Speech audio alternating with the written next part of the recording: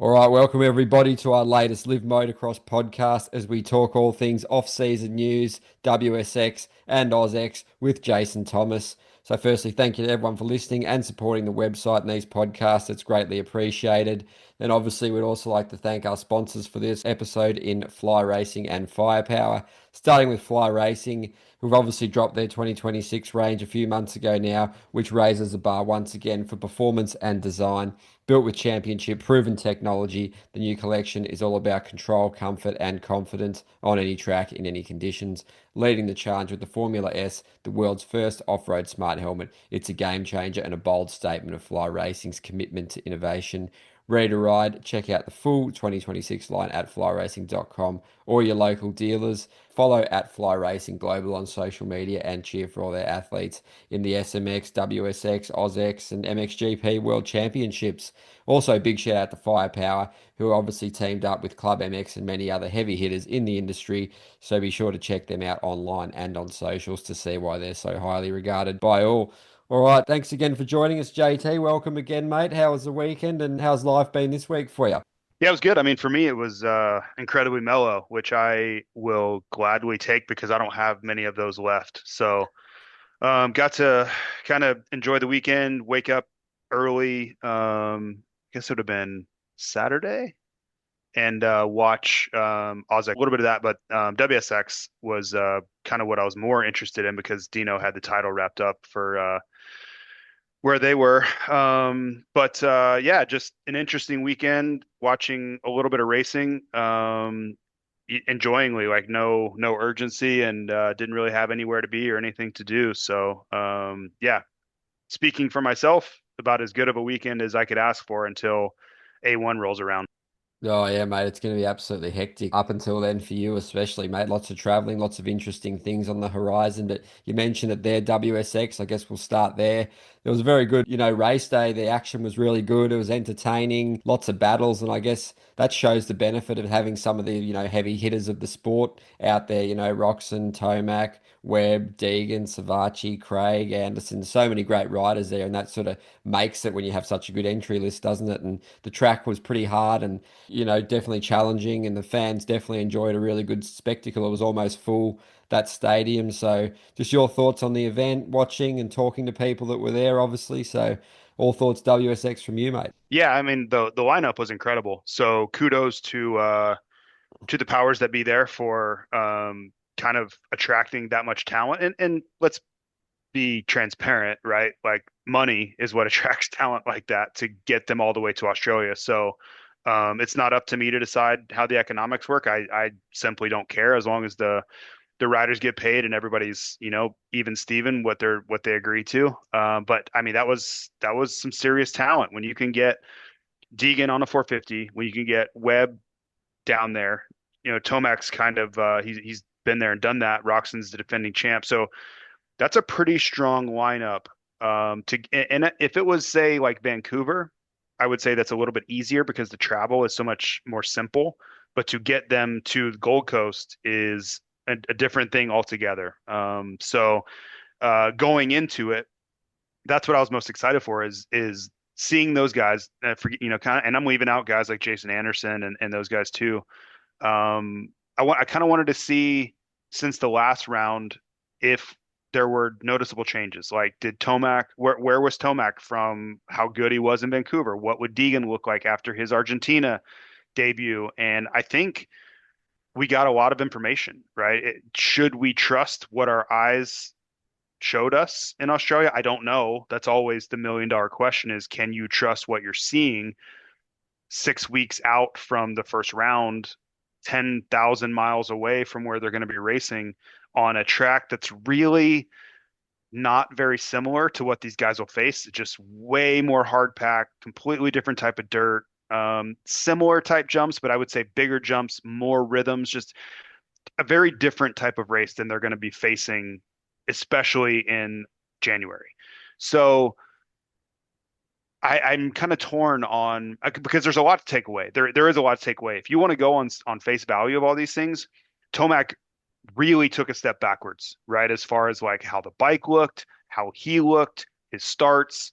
Like obviously using that scoop tire didn't work on that type of dirt. Like he was okay at times, but there were really punitive mistakes made.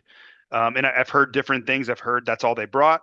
I've heard that they couldn't make a change if they wanted to because there are significant changes to the motorcycle that they need to make if he goes away from that tire. So they were kind of stuck where they were. Not so different than where like Cooper Webb was in Paris. Like he needed to make significant changes that they didn't have the capabilities to make. So that happens at these off-season races. For Tomac, if I was him, I would say yes, we need to address these things because we were pretty far off, and that was not a good showing. I'm sure he was really angry to have to kind of in a different sport. I don't know if it's the same, like as soccer, football as you cover, but like in American football, players are very careful about, and coaches will tell this all the time, be careful what you put on tape because that is how you are judged. Whatever's put on tape that people are going to review, they're going to judge you based off of this. Well, for Tomac, this wasn't good tape to be floating around. This isn't what you would want people to be seeing as far as evaluating you. Now it's different because he doesn't need to be evaluated. His contracts are signed, he's locked and loaded, like none of that matters. But it's the evidence we have at hand, and people are going to make judgments based off of it. If you're a fan and you bench race, that's what you're going, social media, message boards, that's what everybody's going to go off of. And this was a pretty big step backwards in that, kind of looking at it just for what it is, it was a pretty big step backwards. So again, coming back to if I was him, I would say, yes, we need to address this because if we run into this type of dynamic again, because like Glendale could be similar to what they were racing on a Gold Coast. Not exactly, but close. If you go back and watch film of Glendale, it's not that much different than what they were racing on a Gold Coast. Maybe, 20% better as far as more moisture, but the same type dynamic. And he definitely wouldn't want to have that type of issue. Glendale has been one of his best tracks historically, period. Right. And to win a championship, to be in championship contention, you need to step up and you need to perform well at your best tracks. That is a non-negotiable factor of championship runs. And if you have a situation where your best track is now a liability, that's a problem. That's a real problem. So they need to address that. But I also wouldn't get too carried away and throw away everything you've accomplished so far a month in because you had one really bad weekend on conditions that you will very rarely see. So I'm kind of speaking out of both sides of my mouth, but I would want to address that. I would want to, okay, Tuesday this week, we're not watering the track. It's going to be rock hard, no traction whatsoever. And we need to try to find solutions for what we couldn't in Australia. And then you hopefully come to some sort of resolution. You log that data and you have it in your back pocket for if you see those conditions again. And then you just move on. You move on and you continue to develop the motorcycle for conditions that you're most likely to see in 2026. So I think both things can be true. You work to, reconcile that particular issue, but you don't go back to the drawing board and start over because you had this really bad outing on very unique conditions. Yeah, that's a great analysis of the situation. It was definitely a bit odd seeing him drop back and struggle, obviously, after that Vancouver masterclass he put on. And I suppose, it's probably a good thing in this type of a race to get that sort of data out of the way and to get those struggles out of the way to have a bit of information ready for A1 because you want to make that as complete a package as possible for Tomac heading in. And like you said, with that sort of track, and Harrison even mentioned to Lewis there, the whoops were spaced apart more than in the AMA racing. So just another couple of things there that, don't completely throw everything out in one go, isn't it, mate? But better to get it out of the way than have it happen at A1 in some ways, isn't it? Yeah, and I don't, I think the whoops are a concern for sure. I wouldn't put the whoops as something that you can just disregard this in the same breath that I would kind of the dirt, right? Because whoops are always going to be dynamic. You have, even if you come to the race and you're like, oh, these whoops are not going to be a big deal. Well, by the time the main event ends, that can completely change, right? That whoops are an ever-changing landscape from one end of the day to the other. Forget about weekend to weekend. So you need to have answers for whatever the whoops may bring. That I think is always a constant. To me, it was more kind of about the dirt. But yes, to your point, like there were a lot of unique things about this particular race that they won't see very often. So welcome to the hell that is like a suspension technician, because there's no one perfect answer, right? Especially if you have guys that are really sensitive to things the way that Eli Tomac is, going back years. Like some guys are more sensitive than others. And if you have guys that are really can note small changes, whether it's in the dirt, whether it's in their motorcycle, having a race that's just a complete outlier is so difficult to prepare for because again, that rider, his sensitivity is going to make it feel like the world has been flipped upside down.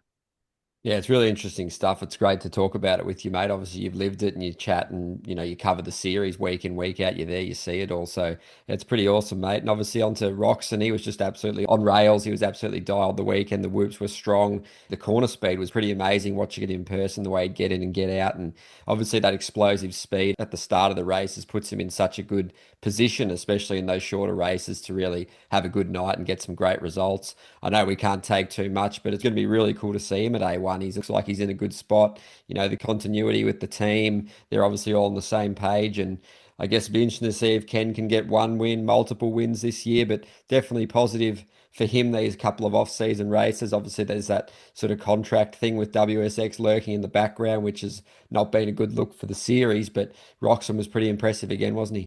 He was, and if you were drawing up conditions that were great for Kenny, it would be pretty damn close to the Gold Coast. And you can compare it. And I know if you just looked at it from the outside, you would say that sounds ridiculous. But when you go beneath the surface and understand the dynamics of how to ride a motorcycle, the conditions for Gold Coast and conditions for Argentina were similar.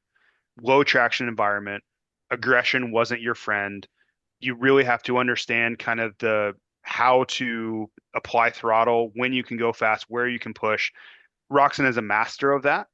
And I would say when it's, really positive traction and you can be aggressive, it works the opposite way. Like he's not his best. And a guy like Tomac really shows up on days like that. So this was the perfect setup for Kenny, and he's great in the whoops. He's great. He would love to blitz whoops at all costs if he can get away with it.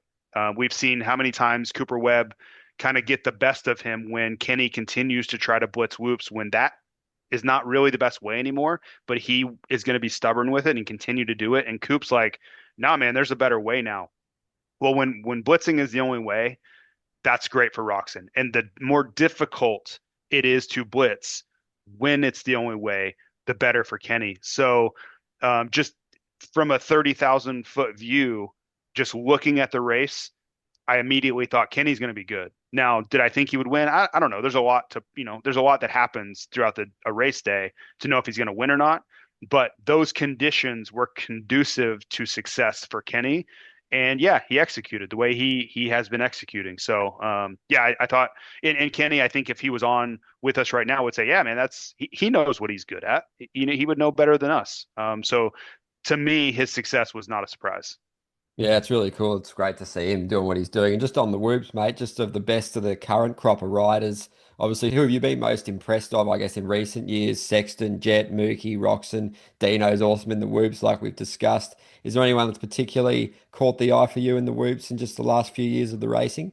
Well, I mean, sure we're going to get to him, but Christian Craig, I think he's been so silent for the last while. We haven't really seen or heard much from him at all, much to his chagrin. Like he's been pretty frustrated with that. But we have to remember he's one of the best whoop riders we have, period. Even if it's been behind the scenes, he simply is. You can go back to whether it's 250, 450, if it's just whoops and that's all you have to worry about, forget about the mental side, forget about any other aspect of racing. If it's just a whoop contest, you better have some money on Christian Craig. And he showed that, right? I also think all the comments we said about Kenny, are true for Christian Craig. Grew up in Southern California. He's really good in low traction conditions. So a lot of those things work to Christian Craig's benefit this weekend. Tomac, we kind of covered struggles in the whoops. I don't think it's going to be an every week thing. I don't think there's like some sort of fundamental issue with the whoops with the KTM. I mean, look at New Jersey round of Supercross last year, Chase Sexton absolutely destroyed everyone in some of the nastiest whoops of the year. So to me, the fallacy that is, well, the KTM's not good in the whoops, I don't buy that. Look at Malcolm Stewart. Like it's the same bike. Like that's just not true. It doesn't mean there can't be things to work through because Eli Tomac's setup is uniquely different to Eli, right? Really high rear end. He will only run that rear tire. His ride height, like there's a lot there to parse through, but I think they'll get to the bottom of that. They'll figure out where was the challenge coming from that.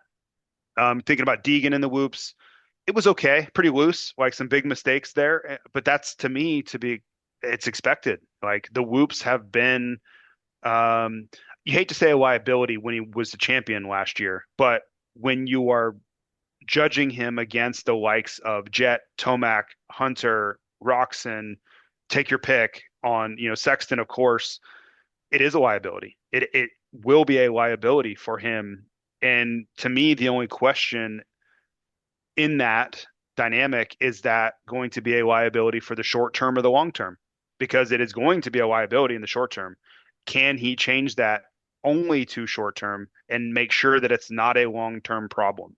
Because if you have a liability in the whoops, it can be the reason that you're never become a 450 Supercross champion. It can, like in and of itself, period, full stop, can be the reason you're not champ.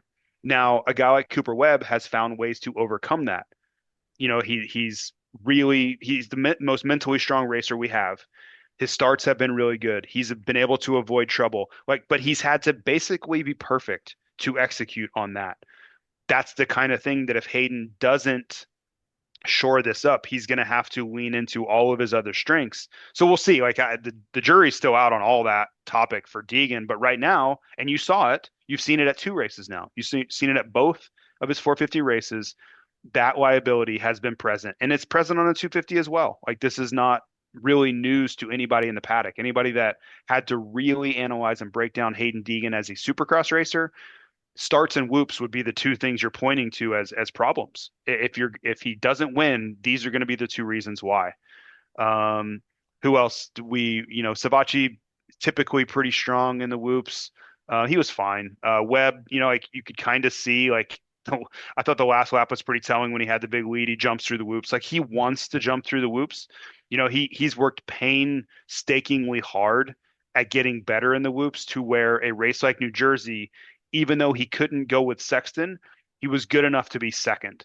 And a lot of times, to me, those type of nights, like think about a Tampa where Malcolm dominated and Sexton kind of had him covered in the whoops, and it was a big difference maker. Webb has done a fantastic job of making a good night out of what could be a very bad situation. Like he'll find ways to work around it. He'll be good enough to like find his way onto the podium and nobody's talking about him.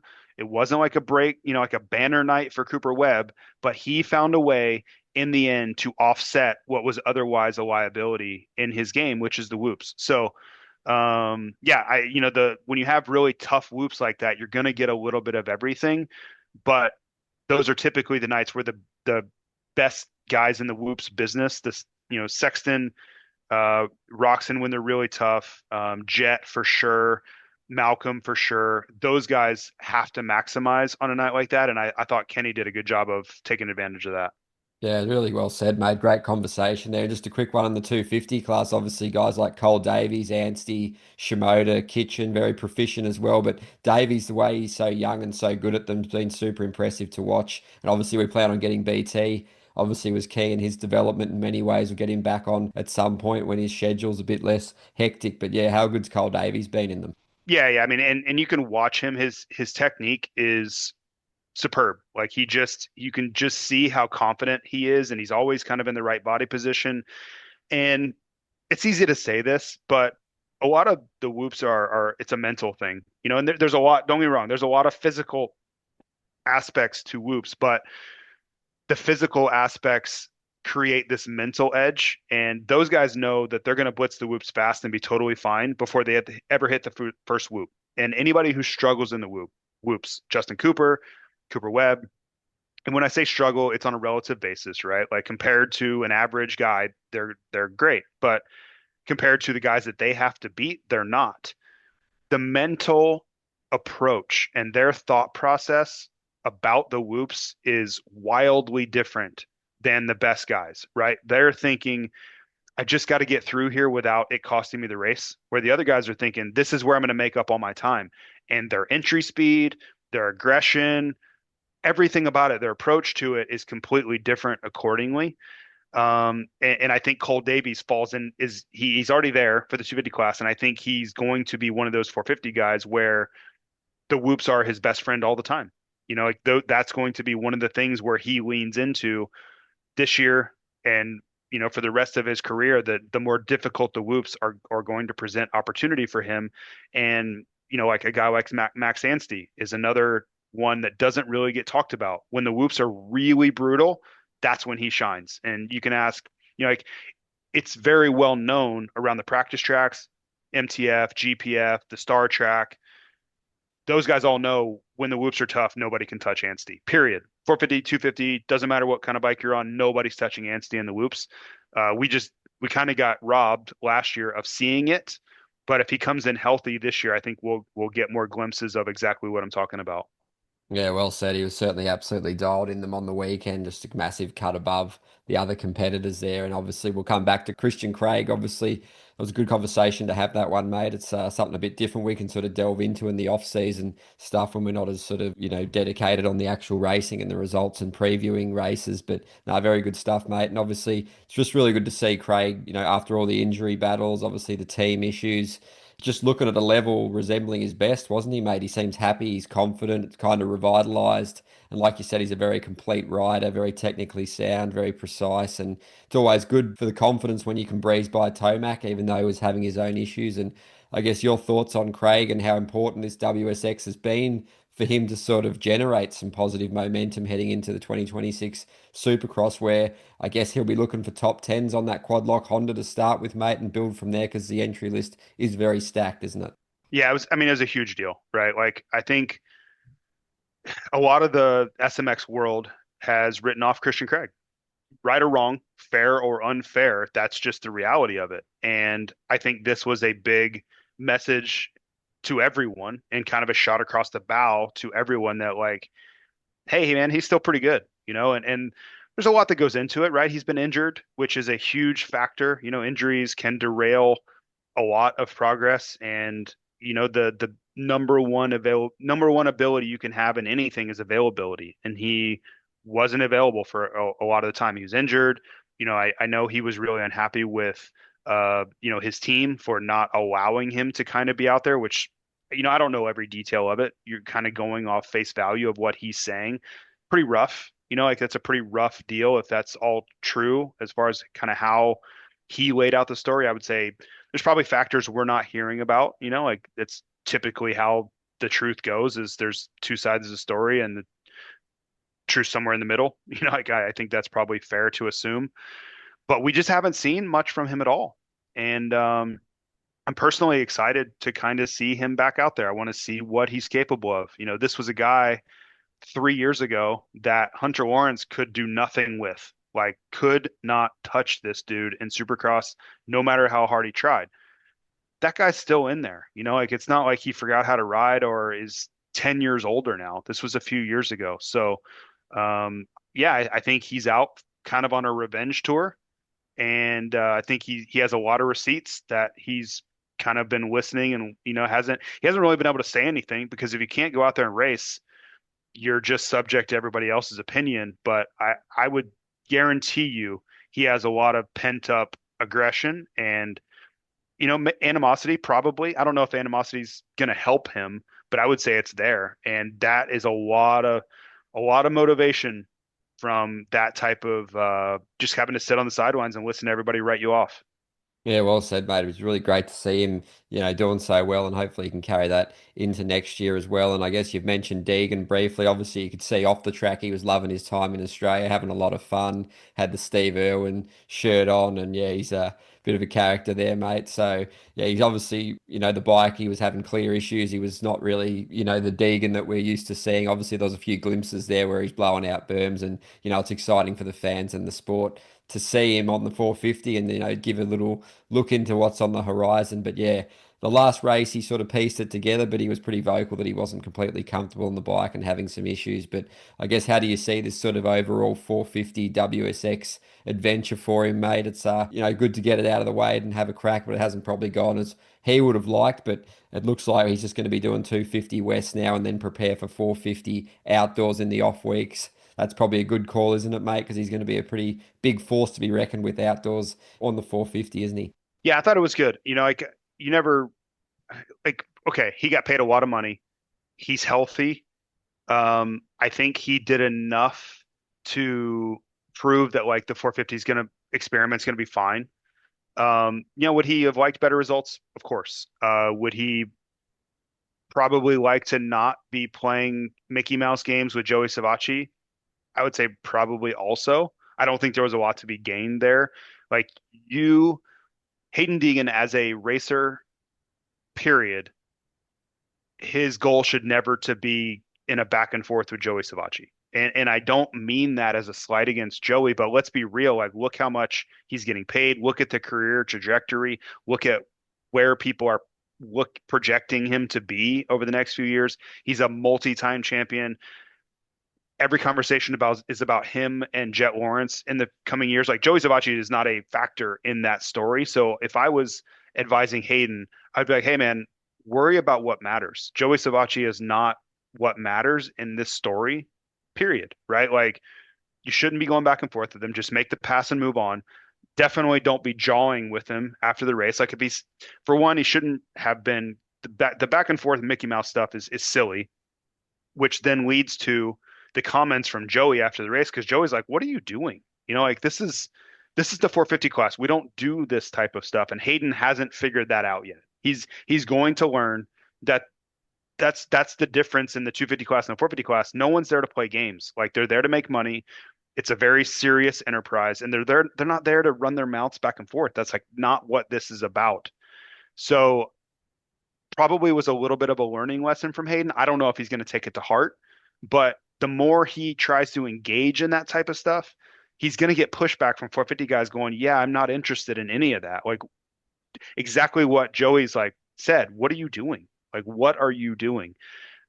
So for Hayden to get that kind of stuff out of the way, to maybe learn like, oh yeah, these guys are adults. Like, they're worried about their wives and kids and mortgages and the rest of their life, not about getting into some sort of spat with me like that. Like, he will realize that at one point. I just don't know if it's going to be now or if it's going to be 2 years from now. But everybody who's gone through the transition, myself included, you learn that. And I raced long enough into my 30s to where I was acutely aware of that dynamic. And I simply didn't have time to be bickering with people, and I didn't care. Like, unless it was like furthering my career or making me money, I didn't have time to talk about it, or I had no interest in talking about it. So, um, long story short, I think it was a learning period for Hayden. I think he kind of figured some things out on the motorcycle, and whether he does or doesn't, because I don't fully believe them. And when they say like, we're going back to the 250, I don't think this story's done yet. I don't. I think this was great cover to allow them to make a decision, a well-informed decision with no pressure on them now. Because if they just put it out there, like, hey, we're out, we're going back to the 250, see you in motocross, that ends the conversation for them for a while. And then if they decide to rekindle that, it will be because they decided that they want to, not because they're feeling pressure to, not because there's this lingering doubt, whatever. They've kind of squashed it, whether or not they internally have squashed it. If that makes sense. Like, I think it was very smart of them to say, okay, that that idea is dead. Now they can really think clearly without the question being asked every 10 minutes. They can like work through this. Should we, shouldn't we? Is there an opportunity to? So I kind of think that was smart on their part. I just personally don't fully believe that the idea of racing a 450 in Supercross is completely dead. We'll see if I'm right or wrong.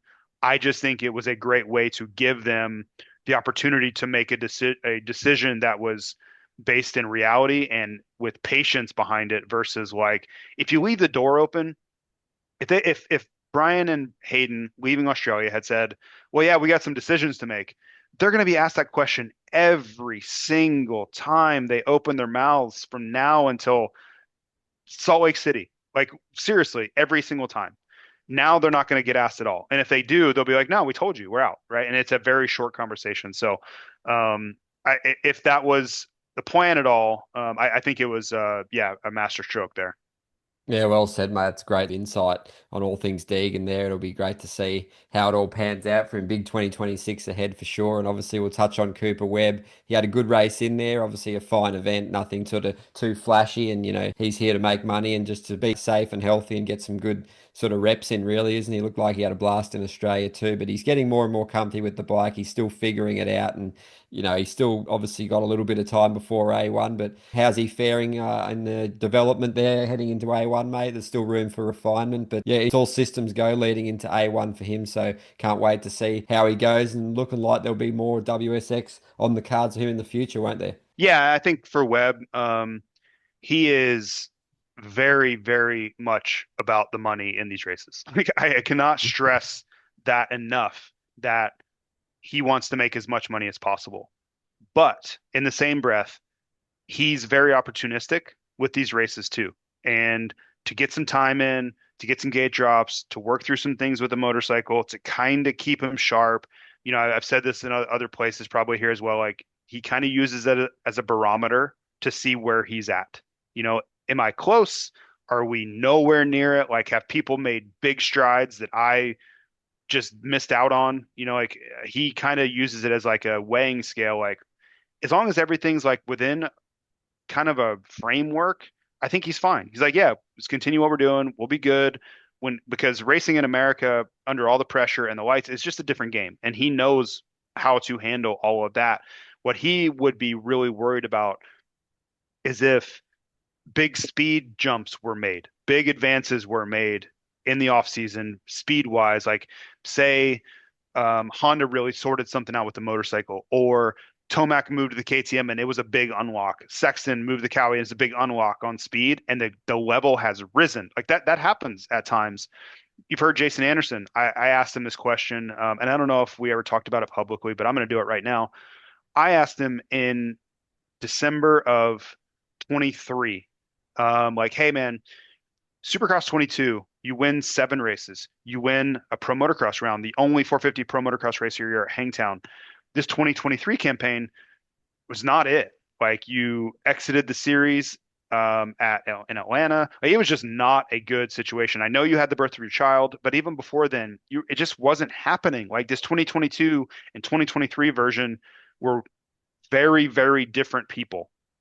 And he basically said that the level from 22 to 23 took a big jump.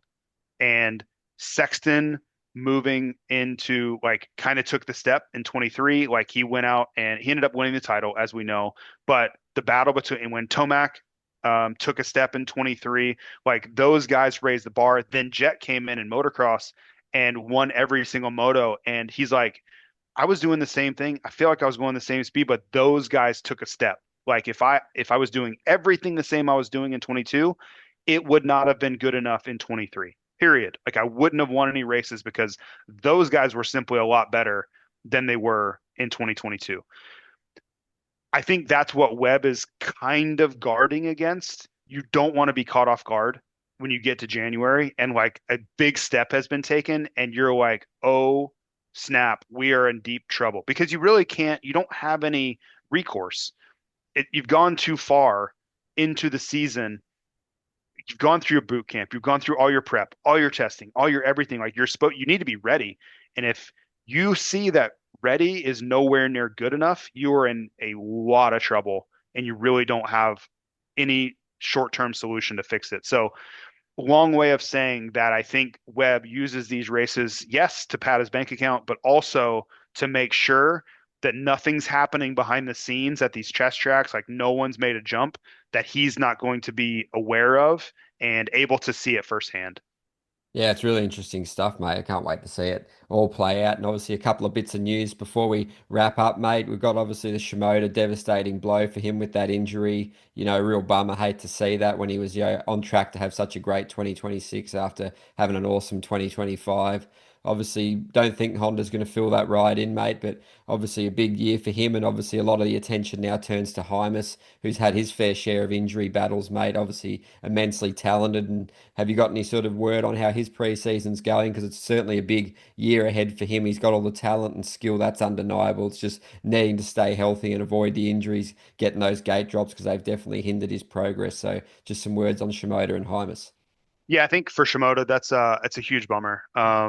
If you don't like Joe Shimoda, I would say you probably need to take a look at yourself and ask why.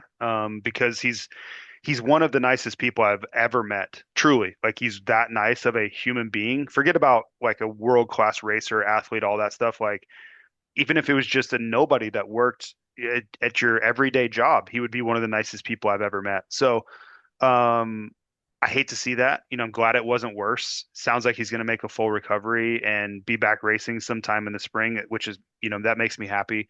But yeah, it's if you ever forget how dangerous things can be and how quickly things can get really ugly, that's a pretty good reminder because Joe's not a racer that makes mistakes. Like he's not one that's really on the edge. He very rarely hurts himself and it can happen that fast. Like one misstep in the whoops or something like that and you go over the front, it can really happen that fast. So it's a bummer. I don't think it will necessarily preclude him from being a force, especially when you think about like next May. But yeah, it's a setback nonetheless, right? And now he has to kind of rebuild all of the momentum he had because make no mistake, he had a lot of momentum, and I would say everybody, but a lot of people had him penciled as the odds-on favorite for Pro Motocross champion next year. And you hate to take that away from him. He just got a lot taken away from him. But you have to say like, I don't know that it's as sure as it was. Like I think that's fair, right? Because one of the most powerful dynamics in this sport is momentum. It just is like fitness and speed and confidence. All those things roll into this gigantic snowball. And once you get it rolling in your direction, it's very, very hard to derail that. I think if you go back and listen to interviews over the years, people talking about Ryan Dungey, they would say that was one of the most powerful things he had was from 2010 or 2009 when he first got on the 450 that off season till what 2017 when he broke his neck in at Colorado. He really never had a big setback, like nothing, like any sort of significant setback where he's off the bike, off his training, off anything to derail that program, and that was hard for people to deal with. I've listened to John Tomac, Eli, like everybody be like, man, the guy just he not only has all this momentum, but he's done nothing but get better. Like his fitness has got better each and every single year, and you're kind of like just stacking bricks, and you build this fortress of fitness and confidence that is really hard for anybody to kind of unwind. So you just hope for Joe this doesn't really do any damage to that story. You also asked about Hymas. Hymas back on the bike, which is cool. I think he's chomping at the bit, really, and I know the real phrase is champing at the bit to go racing.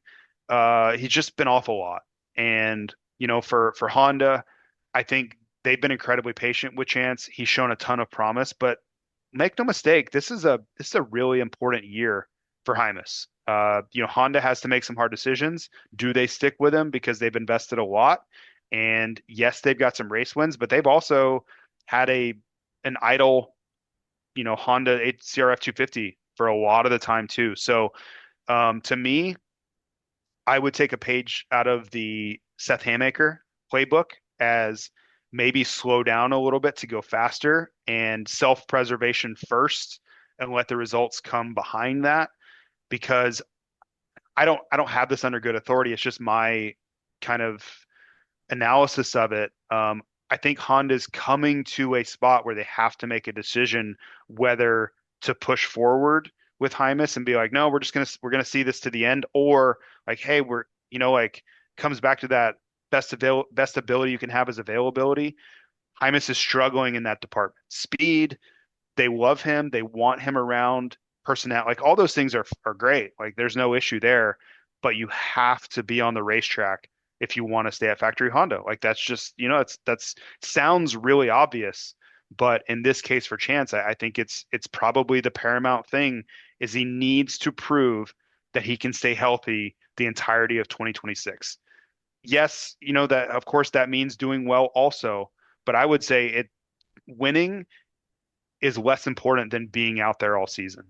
Yeah, absolutely. Well said. It's huge for him. And obviously, Shimoda, wish him as quick a recovery as possible and hope it goes smoothly. A little bit of obviously MXGP news on the KTM side there. Obviously, Langenfelder moving to the Austrian side to obviously defend that MX2 title. He's staying orange, different framework. Takali will just be the Coonan brothers as well there, mate. And obviously, Hurling's the KTM farewell. That's sort of been finally announced, mate. Obviously, it's been sort of in the works, and everyone's sort of known about that for a while and his impending move to Honda. But just any thoughts on the great man there from watching him? And it'll be quite odd seeing him in Honda there, mate. But just yeah, your take on a bit of that KTM news.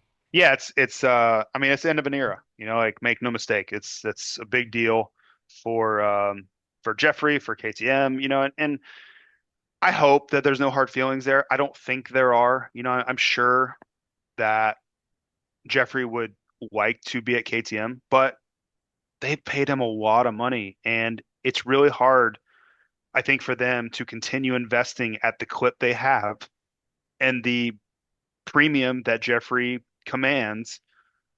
And then you factor in the financial position that KTM Group is in, it's probably a tough sell for them. Most teams, and this is a universal fact. People as a whole, and especially when it comes to athletes, invest in the future. They are not even necessarily paying for what they can get in 2026. If it was just about 2026, I think they would probably pay Jeffrey what it would take, but they're investing for the future because to get returns on your money, you need them to be producing for years down the line. Like that is, and it presents also an interesting dynamic for Honda because that's kind of what they're signing up for. But also, when you lose Tim Geiser or can't come to terms with Tim Geiser is probably a better way to put it. They needed to make a move also. Like there was a sense of urgency on Honda's part because they don't have the pedigree or I guess the portfolio of Kaida Wolf and the Coonan brothers and Langenfelder. And you go down the list of guys they have waiting in the wings. Honda doesn't have that. They have Tom Vial and Ruben Fernandez. Fernandez ain't going to win the MXGP World Championship. He's just not. They don't have the bench, like it's probably the right word for it. They don't have the bench that Red Bull KTM has across their different, motorcycles. So again, I think it was time. In the end, it was just time, and I think both of them can look back on a wildly successful run, and some things just come to an end, and I think that's okay. Now it's going to be very interesting to see how Jeffrey does on the Honda, which I think he'll start riding in a month's time if he's not already. But I think he'll be very, very careful with not breaking any contract terms with KTM. So you certainly won't see anything until January of him on a Honda. But I'm more curious as to how he does on the Honda. The Honda has very distinct motorcycle characteristics. I've ridden the 25. I just rode it and at Washougal this year. It's still the same motorcycle. It's gotten better. Like they've alleviated some concerns, but it's still the same Honda. It's twitchy. It's front end heavy. Under pressure, it kind of does some weird things. It's why I didn't like the Honda from 2009 on. Like it's a wildly different motorcycle than then, but the direction that they have gone with the motorcycle is still the same. Like they want it to be front end heavy, easier to turn, but not as balanced. I want to see what that looks like for Jeffrey because I don't know. Like I don't have a preconceived notion, but it is a very different motorcycle dynamic. And Jeffrey likes to ride the edge. Like he wants to push hard. My experience with a Honda, when you push it, it doesn't always react the way you want it to. Like riding on the edge with the Honda can get you in a lot of trouble.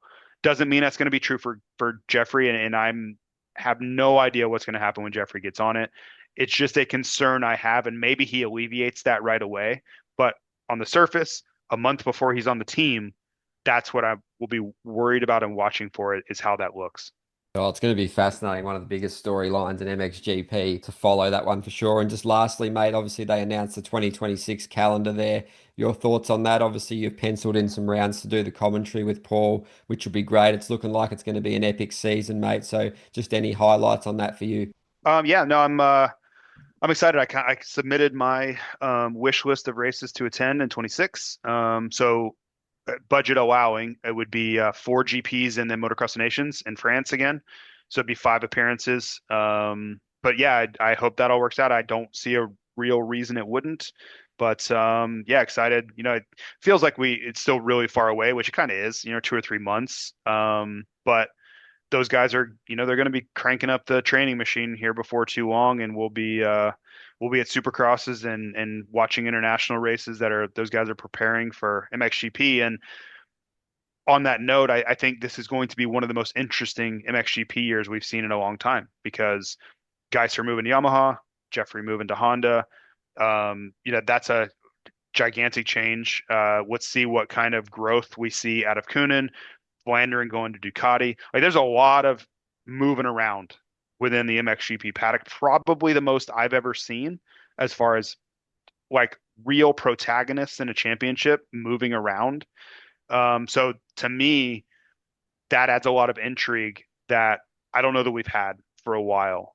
So I think it's going to be a very, very interesting, especially early. Maybe we get some storylines that are, you get some continuity and you're like, okay, well, now we know what to expect. Perhaps. But early on, I think it's going to be must-see TV. Oh, it's going to be absolutely excellent, mate. And just some final thoughts, mate. What's the weekend ahead looking like for you? And obviously a busy week next week with those Feld Media Days where a lot of content will be coming out, a lot of great sort of interviews will be happening. So just your take on all that. Yeah, I mean it's I get one free day on Saturday and then on Sunday I'm off to what they call the SMX Media Days. And for those that don't know, basically all the riders, all the teams, all the broadcast staff, basically everybody involved will descend on Anaheim Stadium next week at some point. Riders are scheduled kind of in waves, so they're not there all the time. But we get to sit down with them. They do. So if you've been to a Supercross or if you watched a Supercross, you'll see them like come out. Maybe they'll cross their arms or they'll do all these poses and all these pre-produced video things. This is where they do all that. All of that is shot next week at Anaheim Stadium because A1 weekend, nothing happens. Like if they don't get it this coming week, very unlikely to get it at all. So there's a lot of for the riders, it's pretty torturous. They're going to get asked for interviews from me a lot, from a lot of different platforms for the TV show, for social media, for YouTube, all these things. So I'm going to be incredibly busy. But for the riders, like it's what we would kind of call like a car wash. Like you just go station to station and they just something else. Somebody's asking a question. Like it's just over and over and over and over. And the riders only have to do, each rider has to do one full day, but trust me when I tell you, it is a full day. And at the end of it, I usually get tasked with getting an interview at the very end of it. And I like apologize for, I'm like, I'm sorry, man. Like, I know you don't want to be here, but true to form, those guys are pros and they're like, yeah, it's fine. It's the last thing. We're good. Let's do this. So it's a very important, but very painstakingly long week next week at Anaheim Stadium. And then on Friday, Steve Mathis, myself, and Jason Wygant will shoot the Racer X preview videos that will come out as we get closer to the season. So big week next week as far as ramping towards A1. All the best, mate. It's going to be awesome. Obviously, exciting times ahead as we gear up towards the start of the season. Obviously, massive thanks for joining us again on this one, mate. Obviously, huge thanks to Fly Racing and Firepower as well. So be sure to go check them out online and on social media to see all their excellent offerings and why they're so highly regarded. All right, cheers again, JT. All the best for the weekend and enjoy next week. And I'm sure we'll catch up then at some point. Sounds good, mate. Thanks for having me on. No worries, mate. Have a good one.